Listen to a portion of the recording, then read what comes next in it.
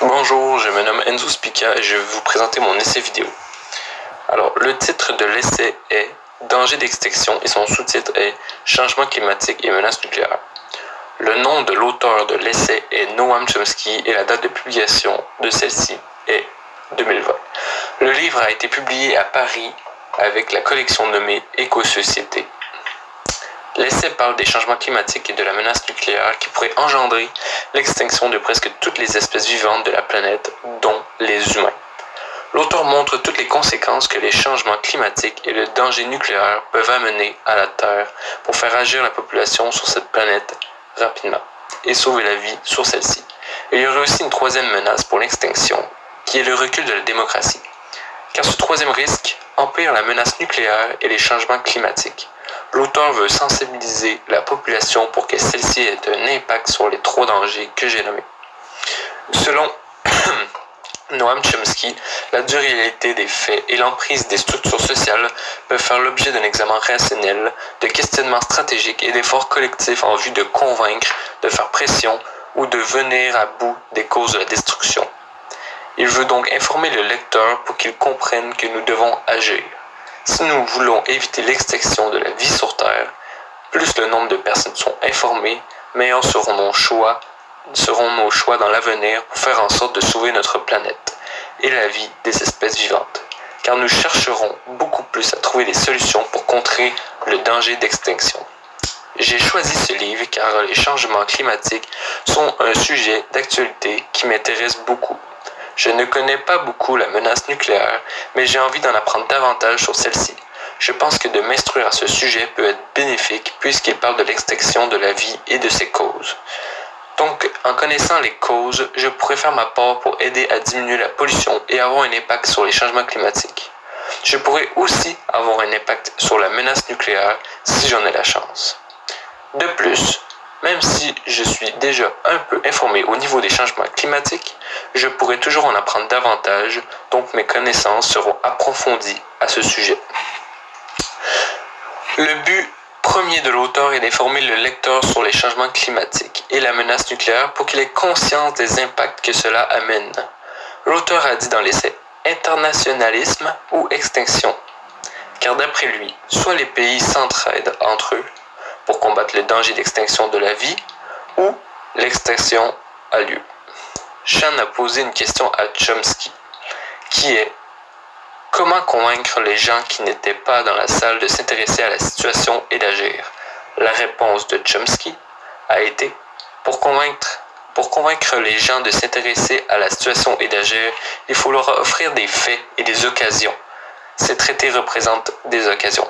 Dans le fond, ils pensent que plus les gens sont informés et plus ce sont d'occasions pour agir, mieux la population va chercher à entreprendre des actions, car elle sera beaucoup plus intéressée par la situation.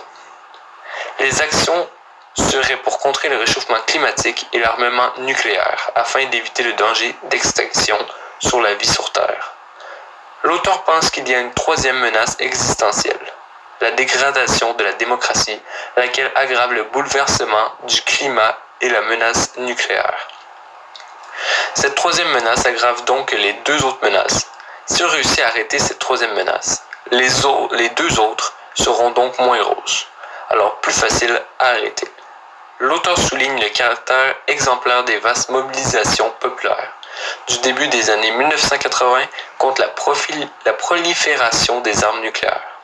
Il est à l'encontre de cela et en plus, il encourage ceux qui font des mobilisations pour contrer la menace nucléaire, car il sait que celles-ci ont un impact positif à ce niveau. L'auteur a peur du danger d'extinction, mais il a tout de même un sentiment d'espoir que la population sur la Terre va faire des efforts pour contrer le danger d'extinction. Je me suis senti ému quand l'auteur a dit, comme je l'ai dit tout à l'heure, 40% des gens ne s'inquiètent pas de ces enjeux parce qu'ils sont convaincus de l'imminence d'une seconde venue du Christ. Il s'agit d'un problème culturel d'envergure aux États-Unis. Cela m'a ému car si 40% des gens aux États-Unis ne s'inquiètent pas de ces enjeux, il va être difficile d'entreprendre des actions pour contrer les changements climatiques et la menace nucléaire, car les 40% de la population ne se sentent même pas concernés par le sujet. C'est pour cela qu'il est primordial d'éduquer à ce sujet la population des USA pour qu'ils comprennent qu'il serait important de s'inquiéter et de chercher à remédier à la situation pour éviter le danger d'extinction de la vie sur Terre. Noam Chomsky a dit « Le taux de gaz carbonique dans l'atmosphère, qui n'a jamais été aussi élevé dans l'histoire de l'humanité, et ne cesse d'augmenter en raison de la surutilisation des combustibles fossiles. La surutilisation des combustibles fossiles par les humains fait augmenter le gaz carbonique dans l'atmosphère beaucoup plus que jamais auparavant. Ceci amène le réchauffement climatique qui engendre plein de conséquences néfastes pour la planète Terre. Le 6 août 1945 est le jour où la menace d'extinction est devenue bien réelle. C'est à ce moment que nous avons appris que l'intelligence humaine avait trouvé un moyen de mettre fin à la vie sur Terre. À l'heure d'aujourd'hui, l'humanité est entrée dans une nouvelle ère, qui est l'ère nucléaire. Plusieurs pays veulent éliminer les armes nucléaires pour éviter une guerre nucléaire. Malheureusement, d'autres pays sont contre cette idée. L'Inde, le Pakistan et Israël sont les 3 États détenteurs d'armes nucléaires qui ont refusé de signer l'accord du traité sur la non-prolifération des armes nucléaires. Cependant, les 5 puissances nucléaires se sont engagées à faire des négociations de bonne foi sur le désarmement nucléaire, ce qui est une bonne nouvelle car cela montre que certains pays sont prêts à faire des efforts. J'ai appris que vers 1950, la concentration atmosphérique de CO2 a augmenté à une vitesse énorme. Aujourd'hui, elle dépasse les 400 parties par million, ce qui est beaucoup plus élevé que la situation jugée sans danger qui est de 350 parties par million. J'ai aussi découvert que les États-Unis refusent de reconnaître la réalité du réchauffement climatique sur la planète. Ils refusent de chercher à contrer le réchauffement climatique. La principale cause du réchauffement planétaire sont les émissions de gaz carbonique. Elles n'ont jamais augmenté aussi vite depuis 66 millions d'années. J'ai appris qu'aux États-Unis, le réchauffement climatique n'était pas vraiment une priorité. Chomsky affirme que, selon un sondage effectué en mars 2018, à peine 25% des républicains jugent que le réchauffement planétaire devrait être une priorité importante ou très importante pour le président et les parlementaires. J'ai découvert en lisant cet essai que le réchauffement climatique s'accélère de plus en plus vite et cela pourrait être très grave pour la survie des êtres vivants. L'auteur affirme que depuis le début du présent millénaire, chaque année, sauf une, a été plus chaude que la précédente. L'accélération du réchauffement climatique ne ralentit pas. Au contraire, elle l'accélère de plus en plus. Et cela devient très dangereux. L'auteur veut nous convaincre sur le fait que la situation au niveau des changements climatiques et de la menace nucléaire est très problématique. Et que si on n'agit pas bientôt, le pire pourrait arriver. Donc l'extinction d'une bonne partie des espèces vivantes sur la Terre. Ce serait la 6e extinction de masse qui aurait commencé. Donc il faut éviter qu'elle continue. Il veut nous convaincre pour que nous agissions à l'avenir dans le but de sauver notre planète. Je suis convaincu par les propos de l'auteur car il utilise plein d'exemples, de statistiques, de faits et autres pour appuyer ses propos. Je ferai donc beaucoup plus d'efforts dans l'avenir pour éviter l'extinction de la vie sur Terre. Chomsky veut aussi nous convaincre sur le fait qu'une mobilisation citoyenne peut avoir de gros impacts face à l'armement nucléaire. Il a dit « Une mobilisation citoyenne pourrait dénoncer l'idée d'allouer 1000 milliards de dollars à la modernisation de l'arsenal nucléaire et créer des obstacles au financement d'un tel programme. Ceci est au USA. C'est là que 1000 milliards de dollars sont alloués à la modernisation d'arsenal. L'auteur encourage fortement ce genre de mobilisation car l'impact serait énorme.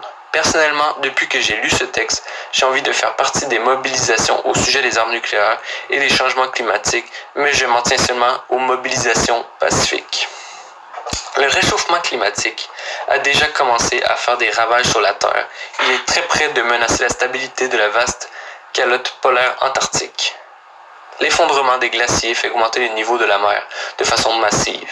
De plus, à certains endroits dans le monde, des records de température ont lieu chaque mois.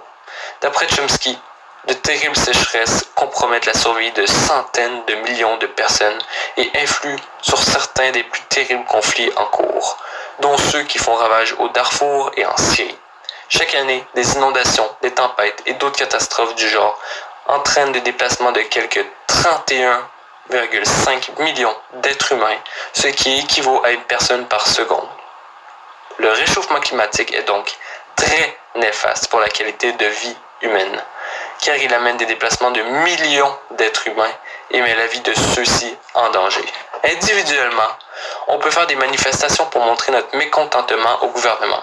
Le but des manifestations est que le gouvernement agisse et trouve des solutions pour améliorer la situation actuelle. Si une bonne partie de la population de la Terre veut que les choses changent, des grosses décisions peuvent se faire prendre. Par exemple, en 2015, lors de la conférence des parties de la Convention cadre des Nations Unies sur les changements climatiques, des efforts internationaux pour éviter la menace de catastrophes environnementales ont été proposés. De plus, l'auteur affirme que 197 pays ont conclu un accord très important sur l'élimination graduelle des hydrofluorocarbures. Il pense donc qu'il faut faire des mobilisations populaires soutenues et les campagnes d'éducation jouent un rôle primordial dans ce genre de mobilisation. L'auteur a dit que de telles campagnes visent à conscientiser la population sur la nature et la gravité des problèmes auxquels l'humanité fait face, ainsi que sur leurs causes qui incluent nos propres décisions. Il propose plusieurs solutions pour contrer la menace d'une extinction. Noam Chomsky affirme que la menace d'une extinction imminente ne peut plus être ignorée. Il faut inscrire au cœur des programmes d'éducation, des projets d'organisation et du militantisme, en faire la toile de fond de toutes les luttes. Voici plusieurs exemples de solutions que l'auteur de l'essai nous propose. De plus, il pense que la menace d'extinction devrait être une de nos priorités, même peut-être la priorité de chaque personne.